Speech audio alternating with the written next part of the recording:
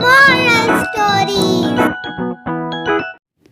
ایک دفعہ کا ذکر ہے، ایک گاؤں میں ایک میاں بیوی اسلم اور زہرا رہتے تھے۔ وہ بہت غریب تھے اور بڑی مشکل سے اپنی گزر بسر کیا کرتے تھے۔ دونوں میں ایک بہت بری عادت تھی کہ وہ ہمیشہ ایک دوسرے سے لڑتے رہتے تھے۔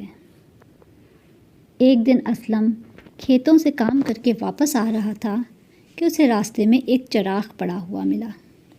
اسلم نے سوچا کہ اسے صاف کر کے اس کو رات کو گھر میں دیا جلانے کے لیے استعمال کریں گے۔ گھر آ کر اس نے اپنی بیوی کو چراغ دکھایا اور اسے کپڑے سے رگڑ کر صاف کرنے لگا۔ جیسے ہی اس نے چراغ کو رگڑا، اچانک ہر طرف دھواں پھیل گیا اور ایک جن نمودار ہوا۔ اسلم اور زہرا ڈر گئے۔ جن بولا، ڈرو نہیں، میں ایک جن ہوں۔ تمہارا بہت شکریہ کہ تم نے مجھے اس چراغ سے آزاد کیا۔ میں تمہاری کوئی سی 3 خواہشیں پوری کر سکتا ہوں۔ خوشی خوشی اپنی پہلی خواہش مجھے بتاؤ۔ اسلم کو بہت شدید بھوک لگ رہی تھی۔ اس نے پچھلے 2 دنوں سے کچھ نہیں کھایا تھا۔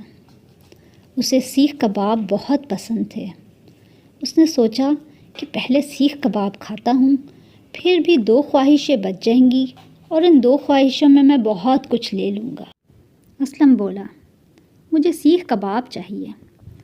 جن نے فوراً گرما گرم سیخ کبابوں سے بھری ہوئی ٹرے حاضر کر دی۔ زہرا جو یہ سب دیکھ رہی تھی، اسلم کی اس بے وقوفانہ خواہش پر آگ بگولا ہو گئی اور چیخ کر بولی، بے وقوف آدمی، یہ کیا کر دیا؟ کیسی احمقانہ خواہش کر دی تم نے؟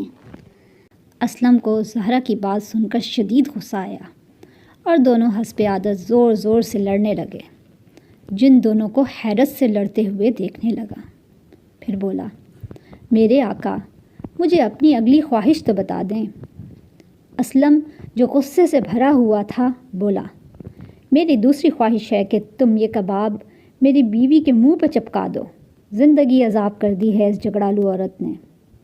جن نے فوراً دوسری خواہش کی تکمیل کر دی اور گرما گرم سیخ کباب زہرا کے منہ پر چپک گئے۔ زہرا تکلیف سے چیخنے لگی اور زور زور سے رونے لگی۔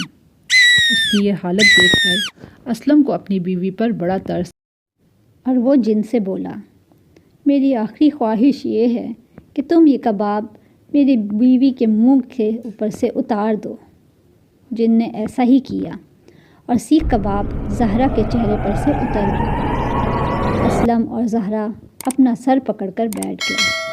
اپنی بے وقوفی اور جھگڑالو فطرت کی وجہ سے دونوں نے اپنا اتنا بڑا نقصان کر لیا اور اتنا بہترین موقع ضائع کر دیا۔